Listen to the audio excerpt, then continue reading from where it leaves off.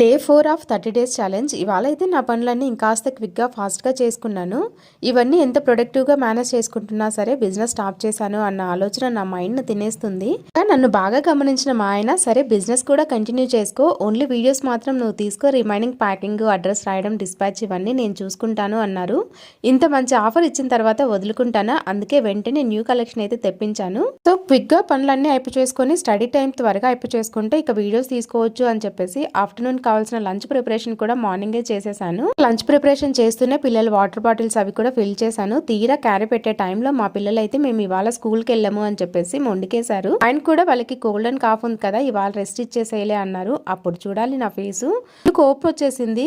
ఎందుకంటే పిల్లలు ఉంటే నాకు వీడియోస్ తీసుకోవడం అస్సలు కుదరదు. అందుకే ఆ కోపంలోనే చపాతీ కూడా నేను సరిగా చేయలేదు. మొత్తానికి అనుకున్న టైంకి స్టడీకి అయితే కూర్చున్నాను, కానీ అనుకున్నట్లుగా వీడియోస్ అయితే తీయలేకపోయాను. ఈ వీడియో నచ్చితే లైక్ చేసి సబ్స్క్రైబ్ చేసుకోండి.